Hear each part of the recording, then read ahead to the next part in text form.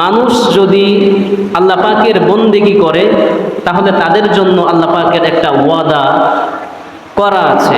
আল্লাহ পাক তাদের জন্য ওয়াদাবদ্ধ যে যারা আমার ইবাদত করবে আমি তাদের জন্য সুখের একটা আবাসস্থল তৈরি করেছি, যার নাম হলো জান্নাত। পক্ষান্তরে আল্লাহ পাকের উদ্দেশ্যকে উপেক্ষা করে যেই সকল মানব এবং জিন জাতি আল্লাহ পাকের নাফরমানি করবে, আল্লাহ সুবহানাহু ওয়া তাআলার বিরোধিতা করবে, তার আইনকে ভুলণ্ঠিত করবে, পদদলিত করবে, রব্বে কারীম তাদের জন্য ব্যবস্থা রেখেছেন, তার নাম হচ্ছে জাহান্নাম। একটা হচ্ছে জান্নাত, আর একটি হলো জাহান্নাম।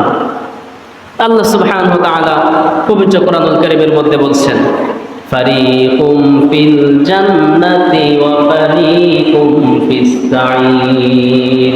একটি দল হবে, ফারিক মানে হলো একটি দল, দল গ্রুপ ইত্যাদি। ফারিকুম ফিল জান্নাহ একটি দল হবে সেদিন জান্নাতি, ওয়া ফারিকুম ফিস সাঈর আরেকটি দল হবে জাহান্নামী। তো এই দুইটি দল কিয়ামতের ময়দানে, এই দুইটি দল হবে প্রধান দল।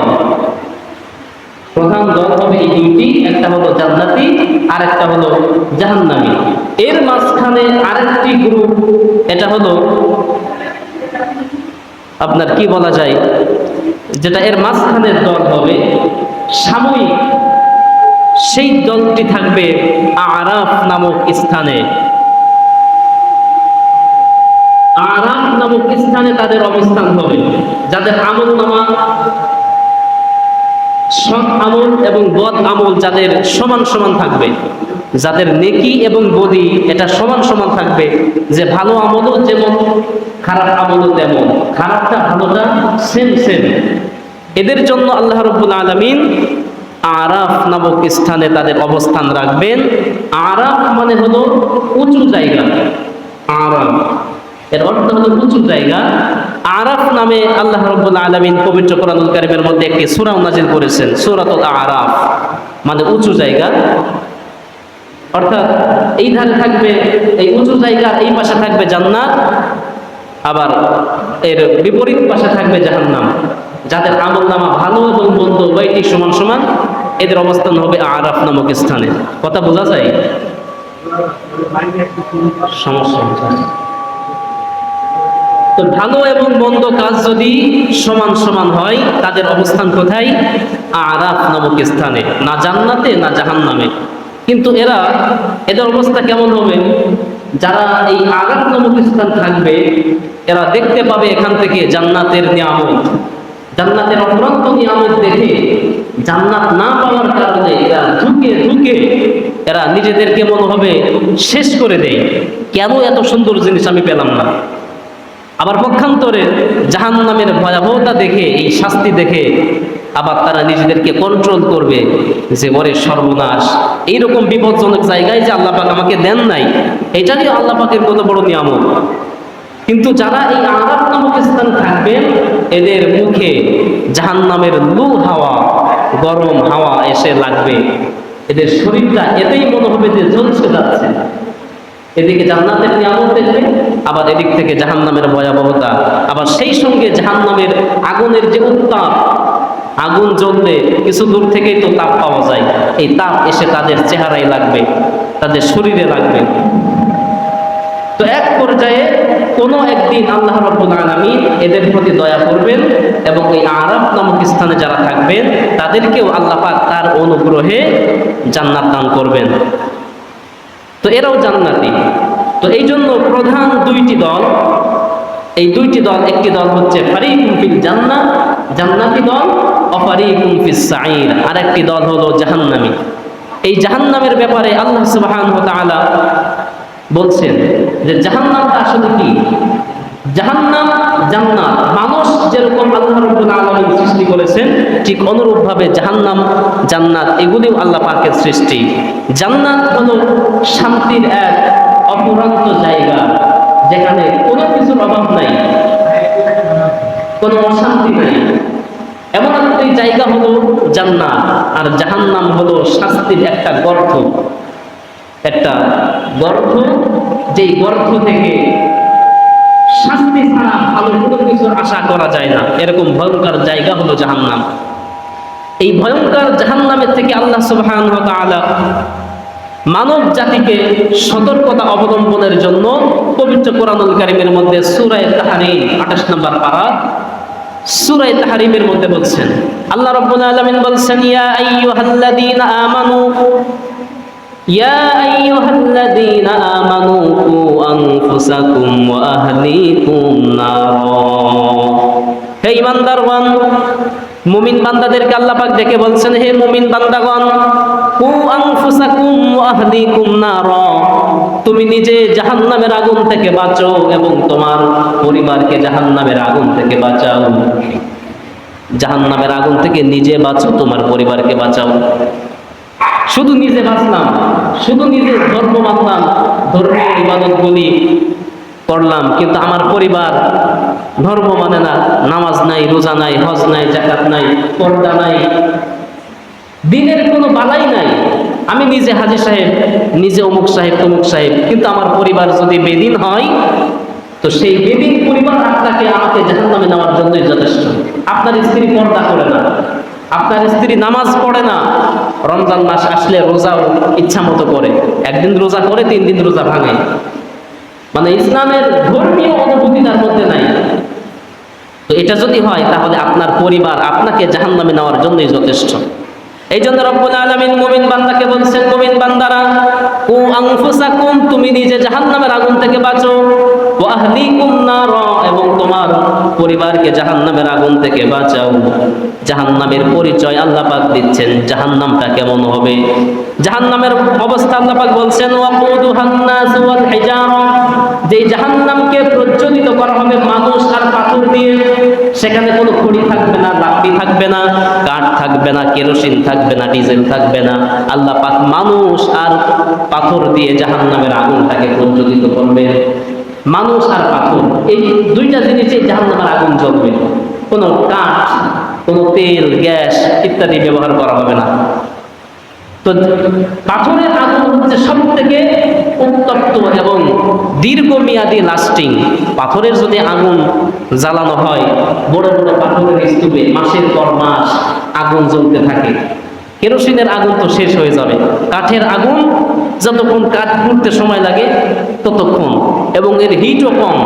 কিন্তু পাথর দিয়ে যদি আগুন প্রজ্বলিত করা হয়, এই পাথর যেমন আগুন যেমন দীর্ঘমেয়াদী হয়, তেমন এর উত্তপ্ততাও 1000 গুণে বেশি কাঠের আগুনের থেকেও। তো এই জন্য আল্লাহ রাব্বুল আলামিন বলছেন যে পাথর আর মানুষ দিয়ে এই জাহান্নামের আগুনকে প্রজ্বলিত করা হবে। সেই জাহান্নাম থেকে তুমি নিজে বাঁচো এবং তোমার পরিবারকে, তোমার স্ত্রী, সন্তান, ছেলে মেয়ে, তাদেরকেও, তোমার মা বাপ, তাদেরকেও জাহান্নামের আগুন থেকে তুমি বাঁচাও। এরপরে রব্বুল আলামিন বলছেন, এই জাহান্নামকে পাহারা দেওয়ার জন্য, জাহান্নামকে পরিচালনা করবার জন্য, কন্ট্রোল করার জন্য কিছু ফেরেশতাদেরকে নিয়োগ দেওয়া হয়েছে। দুনিয়ায় জেলখানাকে কন্ট্রোল করার জন্য যেমন জেইলার থাকে, পুলিশ থাকে অগণিত, গেটম্যান থাকে, দারোয়ান থাকে, অসংখ্য পুলিশ দিয়ে জেলখানাকে কন্ট্রোল করতে হয়।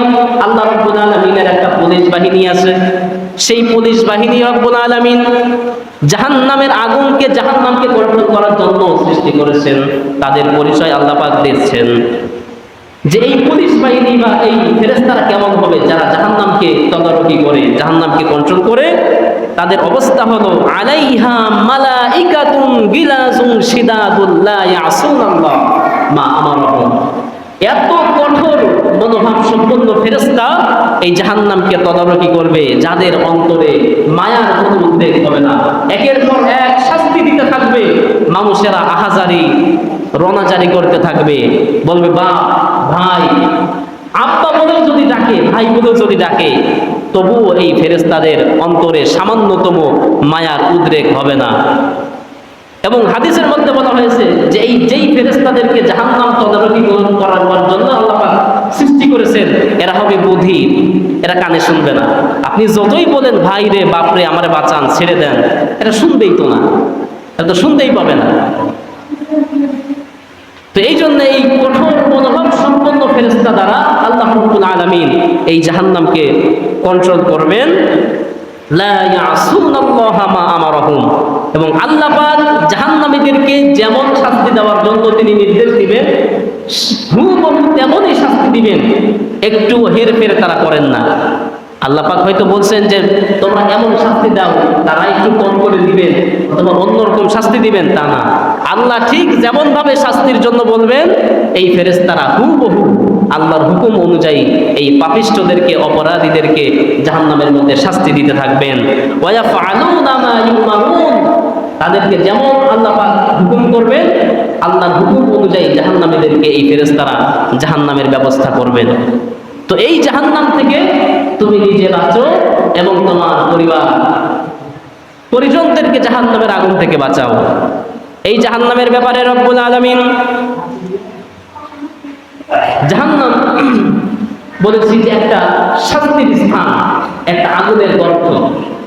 সেখানে শুধু শাস্তি ছাড়া কোনো সুখ, আরাম, আয়েশের ব্যবস্থা সেখানে করা নাই। তো হাসরবাসীদের অবস্থাটা কেমন হবে, হাসরের ময়দানে মানুষের অবস্থাটা কেমন হবে, সে ব্যাপারে আল্লাহ রাব্বুল আলামিন সূরা জুমার 24 নম্বর পারা, এখানে আল্লাহ রাব্বুল আলামিন বলছেন যে দেখো, কিয়ামতের ময়দানে হাসরবাসীদের মধ্যে ওই যে একটি দল হচ্ছে জান্নাতি আর একটি দল জাহান্নামী, তো সেই জাহান্নামীদের অবস্থা কেমন হবে?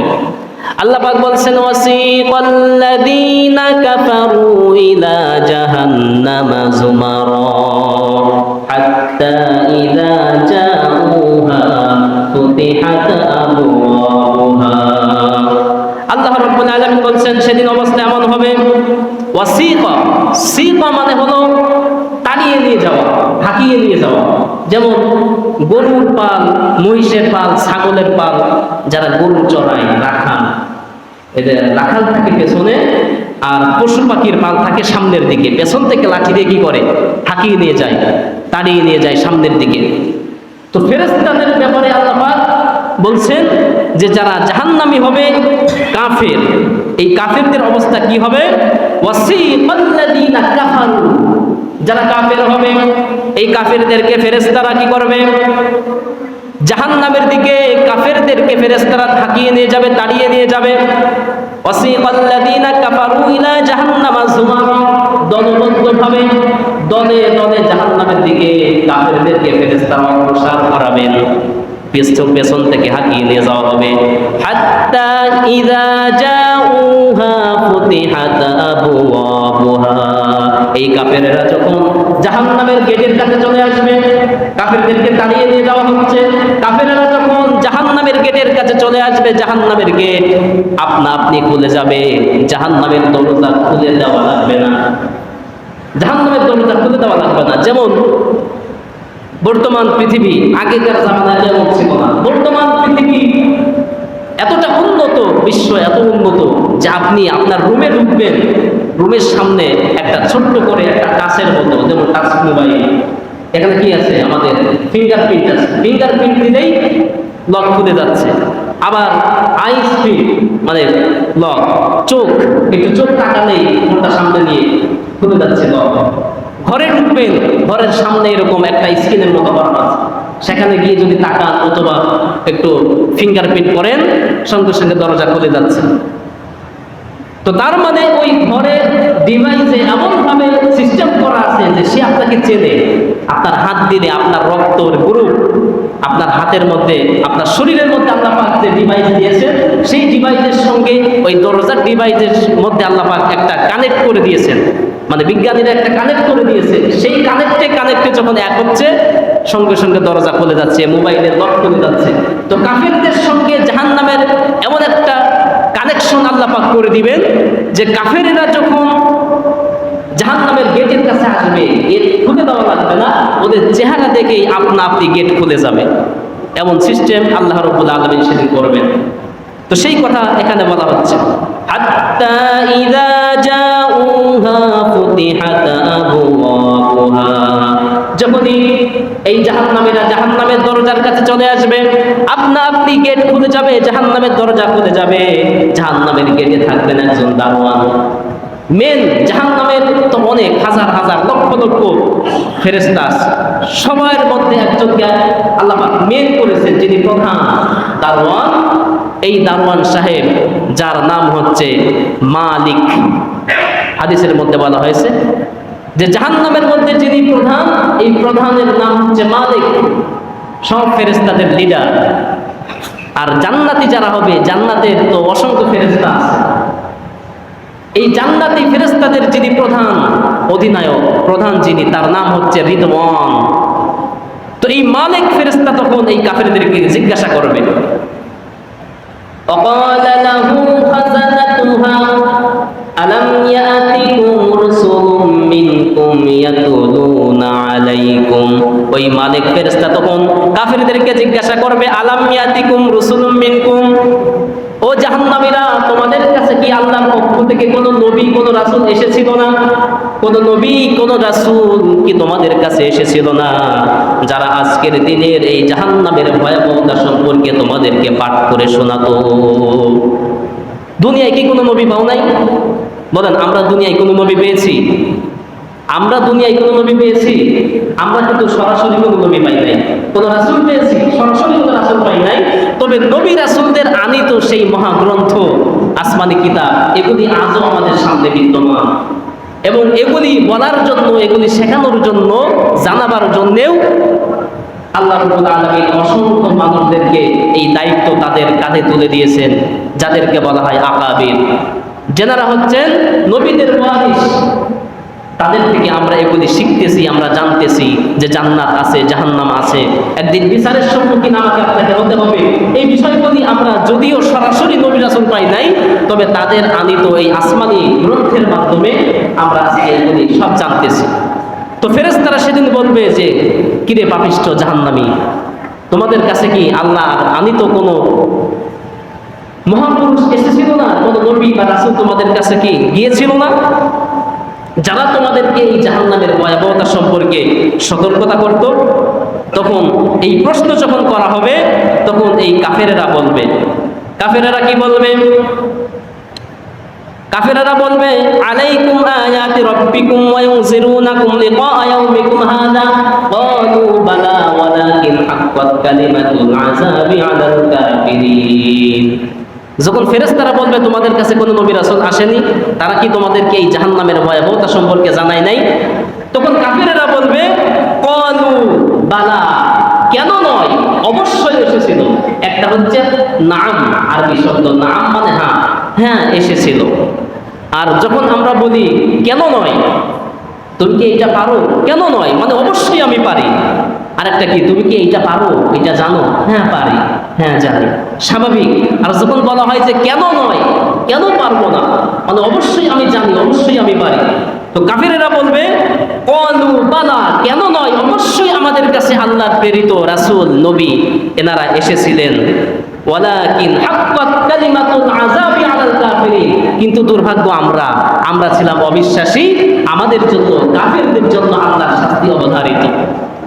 আমাদের কাছে নবী এসেছিলেন, রাসূল এসেছিলেন, আল্লাহর আনিত ধর্মীয় গ্রন্থ, আসমানি কিতাব, কোরআন, তাওরাত, জাবুর, ইনজিল, এগুলি আমরা পেয়েছি, কিন্তু আমরা মানি নাই, অবিশ্বাস করেছি, প্রত্যাখ্যান করেছি, যার ফলশ্রুতিতে আজকে আমরা জাহান্নামী। যখন তারা বলবে আমাদের কাছে নবীও এসেছে, আমাদের কাছে রাসূলও এসেছিলেন, আসমানি কিতাব আমরা পেয়েছিলাম, কিন্তু সেগুলিকে আমরা বিশ্বাস করি নাই, আমরা আমল করি নাই, তখন ফেরেশতারা তাদেরকে বলবে, কিলা দুখুলু আবওয়াবা জাহান্নামা খালিদিনা ফিহা ফাবিসা মাসওয়াল মুতাকাব্বিরিন। ফেরেশতারা বলবে, কিলা দুখুলু আবওয়াবা জাহান্নাম, এখন তো তোমরা জাহান্নামের মেন গেটে আসো, যাও যাও যাও, উদখুলু আবওয়াবা জাহান্নাম, জাহান্নামের দরজা দিয়ে তোমরা জাহান্নামের মধ্যে প্রবেশ করো, খালিদিনা ফিহা, এই জাহান্নামের মধ্যে তোমরা চিরস্থায়ীভাবে বসবাস করো, থাকো, ওয়া বিসা মাসওয়াল মুতাকাব্বিরিন, আর কতই না নিকৃষ্ট হবে ওই পাপিষ্ঠদের আবাসস্থল। এই পাপিষ্ঠ কাফেরদের যারা অহংকার করত, অহংকারের কারণে নবীর কথা মানে নাই, রাসূলের কথা মানে নাই, কোরআনের বিধান মানে নাই, এদেরকে বলা হবে যাও, নবীর পেয়েছো, রাসূল পেয়েছো, সব পেয়েছো, কিন্তু মানো নাই, ধর্মীয় নীতি এগুলি তোমরা বিশ্বাস করো নাই, মানো নাই, কাজেই তোমাদের জন্য জাহান্নামের শাস্তি অবধারিত। তোমরা জাহান্নামের মধ্যে যাও আর সেখানে তোমরা স্থায়ীভাবে বসবাস করো, সেটাই হলো তোমাদের জন্য আবাসস্থল। এই কথা যখন বলা হবে তখন আর কোনো উপায় নাই, আর কোনো উপায় না দেখে এই জাহান্নামীরা তখন বাধ্য হয়ে, জাহান্নামে তো কেউ যাইতে চায় না, আগুনের মধ্যে কে কেউ উঠতে চায় না, কিন্তু তাদেরকে কি করা হবে, এক একজনের ঠ্যাং ধরে ধরে ফেরেশতারা আগুনের মধ্যে চেলে নিক্ষেপ করে ফেলে দিবে, দূর থেকে তাদেরকে চেলে ফেলবে আগুনের মধ্যে। সেই চিত্রটি সূরা আল আহকাফ 29 নম্বর পারা সূরা আল আহকাফের মধ্যে এই চিত্রটি আল্লাহ রাব্বুল আলামিন এভাবে বর্ণনা করেছেন যে যখন তারা জাহান্নামের মধ্যে যাইতে চাইবে না, তাদেরকে কিভাবে জাহান্নামের মধ্যে নেওয়া হবে। দেখেন সূরা আহকাফের মধ্যে আল্লাহ রাব্বুল আলামিন বলছেন, মানুষের কোনো কর্ম সেদিন গোপন থাকবে না। পৃথিবীতে মানুষ অনেক কর্ম গোপন করে রাখতে পারে, যদি ভিডিও ফুটেজ না থাকে, কোনো অডিও ক্লিপ না থাকে, কোনো ছবি না থাকে, কেউ দেখে নাই, সাক্ষী নাই, মানুষ সেটাকে কি করে, অনায়াসে অস্বীকার করে যে আমি এই কাজ করি নাই। যদি করতাম তাহলে আমার ভিডিও ফুটেজ থাকতো, অডিও কল রেকর্ড থাকতো, অথবা একটা ছবি থাকতো, অথবা কিছু দর্শক থাকতো, কিছু সাক্ষী থাকতো, সে আমাকে করতে দিত। কাজেই যেহেতু কোনো দলিল নাই, কোনো ভিডিও ফুটেজ নাই, অডিও রেকর্ডিং নাই, কিচ্ছু নাই, আমি এই কাজ করি নাই, অস্বীকার করার একটা জায়গা আছে কিনা? অবশ্যই আছে। কিন্তু সেদিন এমন অবস্থা থাকবে না, কারণ গোটা বিশ্ব আসমান একটার উপরে একটা ঠাস ঠাস করে পড়বে। তাকই সিজিল্লিল কুতুব, আল্লাহ বলছেন বইয়ের পৃষ্ঠা যেরকম একটার উপরে একটা ঠাস ঠাস করে ফেলা যায়, পড়ে যায়, এরকম একটা আসমান আরেকটার উপরে ঠাস ঠাস করে পড়বে, সব কিছু ভেঙে চুরে একাকার হয়ে যাবে, চুরমার হয়ে যাবে। অর্থাৎ কিয়ামতের দিন গোটা পৃথিবী তখন একটা সমতল ভূমির মতো হয়ে যাবে, একটা প্লেটের মতো হয়ে যাবে, লুকাবার কোনো জায়গা নাই, লুকাবার কোনো পিলার নাই, কোনো পাহাড় নাই, কোনো জঙ্গল নাই, কোনো গর্ত নাই যে গর্তের মধ্যে গিয়ে আমি লুকাবো, কোনো পাহাড় নাই যে পাহাড়ের আড়ালে গিয়ে আপনি লুকাবেন, এরকম কোনো পরিবেশ নাই। সব কিছু আল্লাহ পাক এভাবে দেখতেছেন, স্যাটেলাইটের মতো, এভাবে আল্লাহ পাক আপনাকে আমাকে দেখতেছেন, ফেরেশতারাও আছেন, লুকাবার কোনো জায়গা নাই। সেখানে মানুষের আমল নামাও লুকায়িত থাকবে না, সেই কথা বলছেন। ইয়াউমাইযিন তু'রাদুনা লা তাখফা মিনকুম খাফিয়া, আল্লাহ বলছেন সেদিন এমন অবস্থা হবে, লা তাখফা মিনকুম খাফিয়া, তোমাদের কেউ সেদিন আত্মগোপন করতে পারবে না। কোন পাহাড় থাকবে না, পাহাড়ের পাদদেশে, পাহাড়ের আড়ালে গিয়ে তুমি লুকাবে। কোনো পিলার থাকবে না, পিলারের ওপারে গিয়ে লুকাবে। কোনো গর্ত থাকবে না, গর্তের মধ্যে লুকাবে। কোনো পানি থাকবে না, পানির মধ্যে তুমি ডুব দিয়ে ওখানে লুকিয়ে থাকবে। কোনো জঙ্গল থাকবে না, জঙ্গলের মধ্যে তুমি নিজেকে আত্মগোপন করবে। কোনো পরিবেশ নাই, পরিস্থিতি নাই, এরকম কোন অবস্থা থাকবে না। সবকিছু একবারে দিবালোকের মতো আল্লাহর সামনে। সেদিন মানুষ যা করেছে সব অপরাধ আল্লাহর সামনে উপস্থাপিত হবে, লুকাবার কোনো জায়গা নাই। সেদিন অবস্থা কি হবে আল্লাহ বলছেন, ফাম্মা মান উতিয়া কিতাবাহু বিয়ামিনিহি ফায়াকুলু হাউমুকরাউ কিতাবিয়া। এবার হিসাব নিকাশ শুরু হয়ে গেছে। কি হচ্ছে? হিসাব দেওয়ার পালা। সব মানুষ একত্রিত হয়েছে হাসরের ময়দানে, ভালো মন্দ আমল সব আল্লাহর সামনে উপস্থিত। আমিও উপস্থিত, আমার ভালো আমল উপস্থিত, আমিও উপস্থিত, আমার মন্দ আমলও উপস্থিত। সব নিয়ে এখন আল্লাহর সামনে দাঁড়িয়ে হিসাব দেওয়া হচ্ছে। হিসাব নেওয়ার পরে যখন তার আমল নামাটা ডান হাতে দেওয়া হবে, ফাম্মা মান উতিয়া কিতাবাহু বিয়ামিনি, ইয়ামিন মানে ডান হাত। সুতরাং যার আমল নামাটা তার ডান হাতে দেওয়া হবে, ফায়াকুলু হাউমুকরাউ কিতাবিয়া, সে আনন্দে আহ্লাদে আখ্যান হয়ে যাবে, খুশিতে সে আনন্দে চিৎকার করবে। আর তার বন্ধু, তার ফ্রেন্ডদেরকে, বন্ধুদেরকে, আত্মীয় স্বজনদেরকে বলবে, দেখো দেখো আমার আমল নামা, জান্নাতে যাওয়ার সার্টিফিকেট পেয়েছি, দেখো জান্নাতে যাওয়ার সার্টিফিকেট পেয়েছি। এসএসসি পরীক্ষা দিয়েছে ছেলে, ভালো রেজাল্ট, গোল্ডেন এ প্লাস। সে কি করে? কাগজ জায়গায় ফোন দেয় যে আমি গোল্ডেন এ প্লাস পেয়েছি। তার বাবাও ফোন দেয়, মাও ফোন দেয়। এই হলো অবস্থা। তো সামান্য এসএসসি পরীক্ষায় গোল্ডেন এ প্লাস পেয়ে যদি এত খুশি হয়, মাস্টার্স পরীক্ষায় যদি ফার্স্ট ডিভিশনের একবারে এরকম যদি হয় যে পৃথিবীর সামান্য ভালো কিছু করে আমরা এত খুশি হই, তাহলে মানুষের জীবনে একেবারে চূড়ান্ত ফায়সালা জান্নাত অথবা জাহান্নাম। সেই জান্নাতে যাওয়ার সার্টিফিকেট, টিকিট যখন মানুষ হাতে পেয়ে যাবে, তার অবস্থা কেমন হবে? তো সে আনন্দে মানুষদেরকে ডেকে ডেকে বলবে, ফায়াকুলুহা উমকুরাউ কিতাবিয়া, দেখো আমি জান্নাতে যাওয়ার টিকিট পেয়েছি, এগুলি আমার পড়ে দেখো, আমি জান্নাতে যেতে পারবো। তো এই ব্যক্তি ডান হাতে আমলনামা পাওয়ার কারণ হলো ইন্নী যানানতু আন্নী মুলাকিন হিসাবিয়া।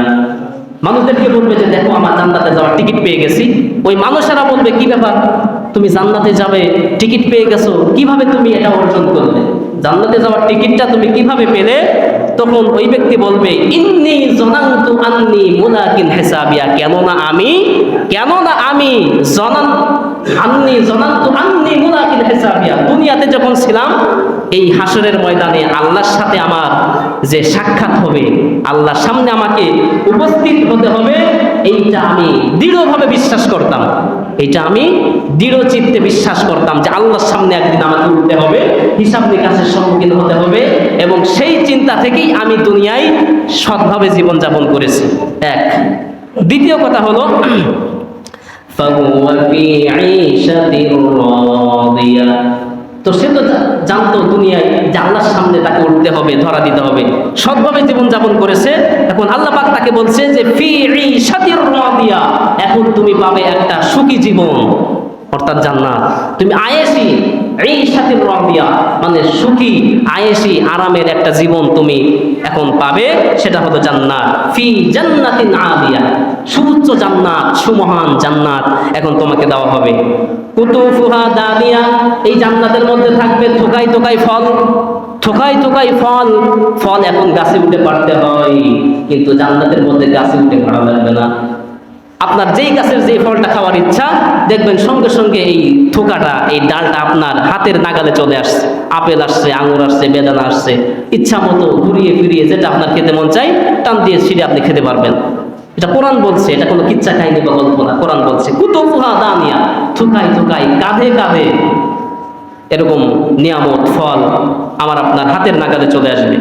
কুলু ওয়াশরাবু হানিয়াম বিমা আসলাফতুম ফিল আইয়ামিল খালিয়া, ফেরেশতারা তাদেরকে বলবে কুলু তোমরা খাও, ওয়াশরাবু এবং পান করো, হানিয়াম বিমা আসলাফতুম ফিল আইয়ামিল খালিয়া, কেননা অতীত জীবনে অর্থাৎ দুনিয়ার জীবনে তোমরা যেইগুলি অর্জন করেছিলে সেই অর্জনের বদৌলতে আজকে তোমরা খাও আর পান করো।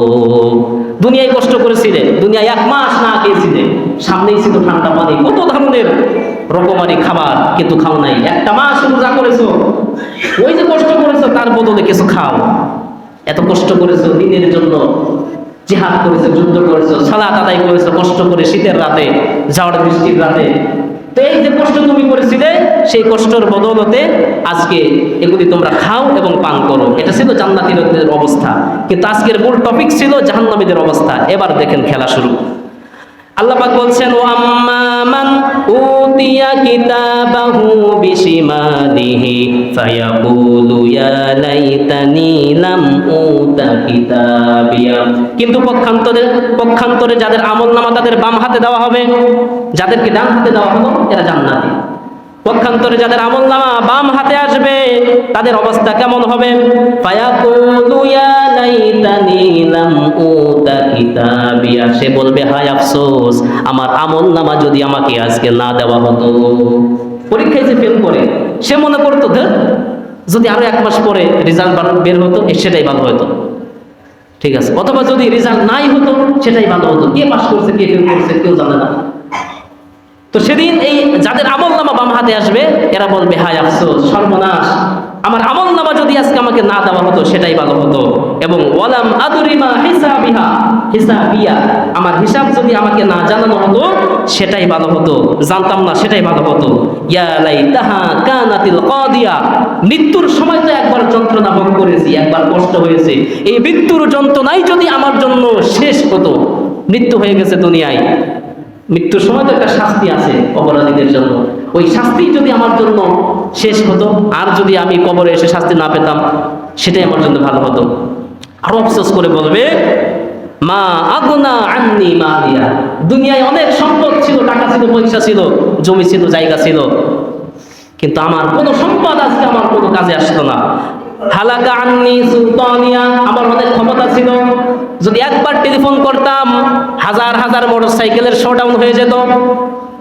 এরকম হয় না? অনেক পাওয়া, শুধু একবার হ্যালো বলেছে পুরা দেশ অচল, একবার শুধু গর্জন দিয়েছে পুরা দেশ মিল কলকারখানা সবকিছু বন্ধ হয়ে গেছে। তো এত ক্ষমতা ছিল, এত জনপ্রিয়তা ছিল আমার, এত বড় সেলিব্রিটি ছিলাম, কিন্তু সব কিছু আমার শেষ হয়ে গেল। আমার কোনো কিছুই আমার কোনো উপকারে আসতো না, না অর্থ সম্পদ না ক্ষমতা। যখন সে আফসোস করবে আর নিজের হাত কামড়াতে থাকবে।